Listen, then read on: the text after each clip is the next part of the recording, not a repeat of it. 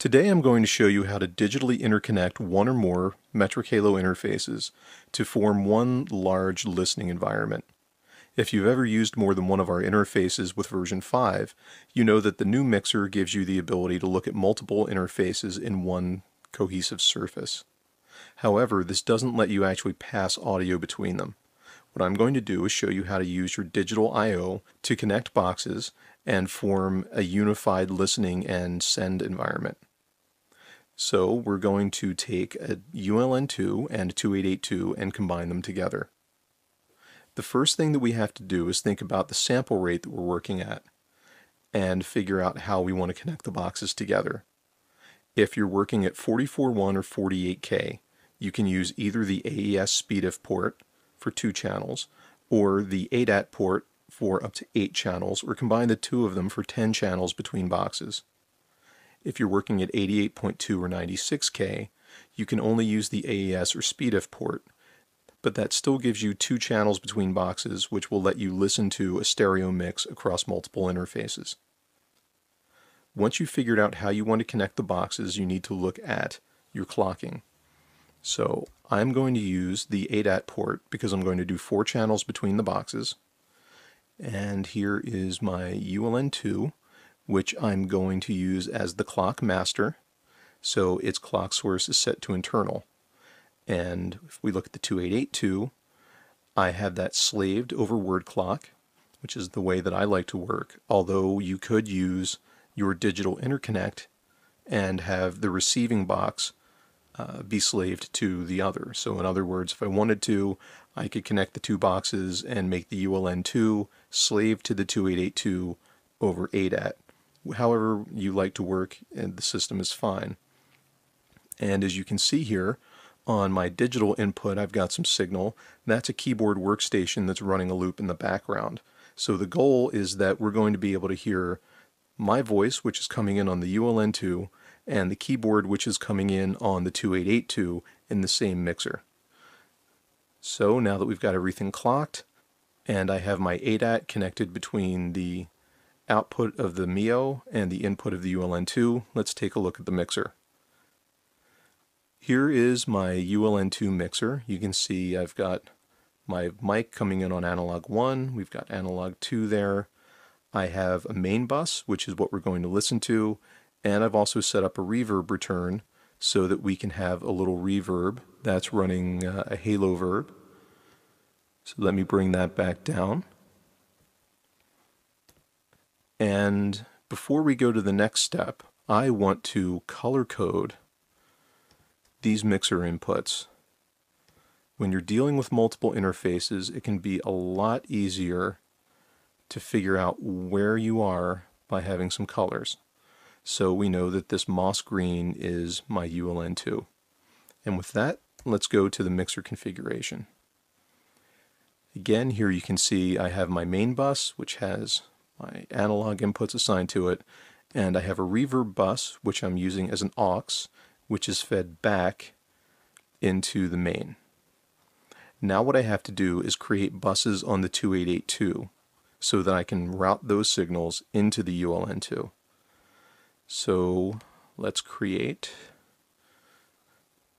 a MIO bus, and I'm also going to create an M-verb bus. That's the MIO reverb that will bus across. Now, the difference here is this reverb bus needs to stay a master bus because a master bus gets routed to an output, whereas an aux bus gets routed back to another bus. We want both of these buses to go to outputs because that's how we're going to get them into the ULN2. So let me go back here and I'll take my MIO bus. Let's just look at the 2882 inputs, and I'm going to assign, well, let's put analog 1 and 2 and 3 and 4, and I want that digital left right because that's how I'm getting my keyboard in. So when I configure that, now we can see analog 1, 2, 3, 4, there's digital left right with signal on it, and the 2 buses that I created. So I'm going to take the main MIO bus and I'm going to put that on ADAT 1 and 2. And I'm going to take my MIO verb bus. I can't assign that to anything because you can't assign an output to an actual destination until you've assigned something to it. So I'm going to take my inputs and let's send them to the M verb. Now I've got that, and I can assign this to ADAT 3 and 4. So now I have all the busing in place to be able to send signals from the 2882 over the ADAT connection into the ULN2. Let me close this.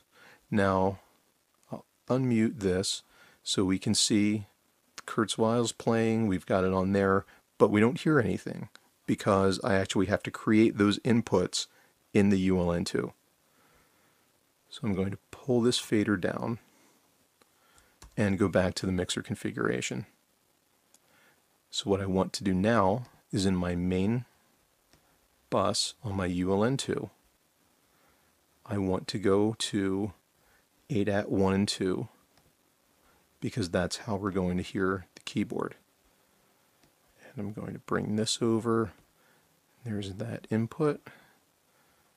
And again, color code it. And I'll unmute this. And now as I bring the keyboard fader up,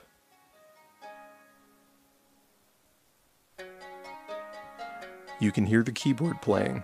So again, just to make sure that you understand what's happening here, this is the keyboard signal coming in on digital left-right in the 2882, which is then being routed to the MIO bus, which outputs over ADAT 1 and 2.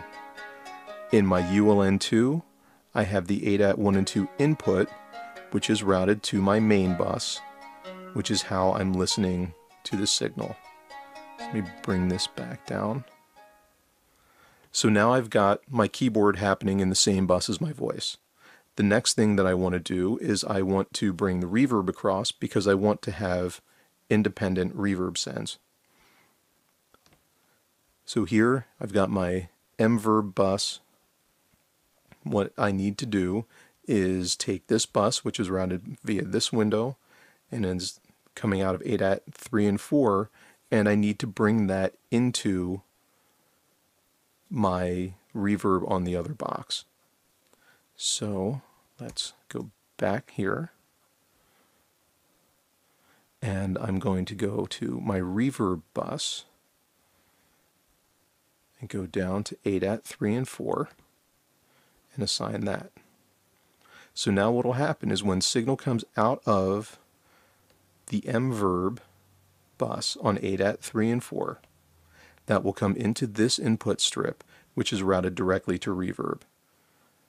And again, I'm going to set a color code. It's all nice and unified, and I'll unmute that. And I'm going to go to the M verb here, and by unchecking this button so that it's not highlighted, that means that this is now a pre-fade send. So as I bring this fader up, I have signal going to the M verb, coming out ADAT 3 and 4 into ADAT 3 and 4 of the ULN, but I'm routing directly to the reverb. So you can hear the reverb, but not the dry keyboard sound, unless I bring up this.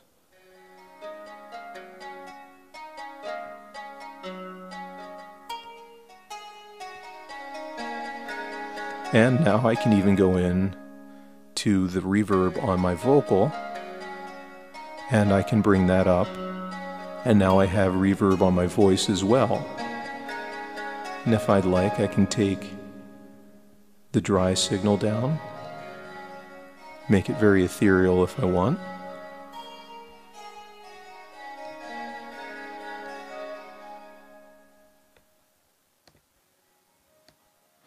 And I'll pull that down on my voice, and I can bring that back up.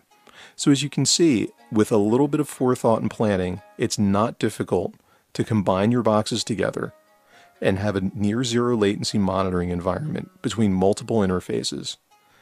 I could do this for my own monitoring. I can do this to do headphone mixes for vocalists or for musicians. You can do this to combine sends from two boxes so that I can then route these signals out to an outboard processor. And the whole time I'm doing this within the MIO mixer, I can still independently route any of these channels back into the computer, so that this now gives me 36 channels to and from your native host, as well as being able to route signal back and forth between buses.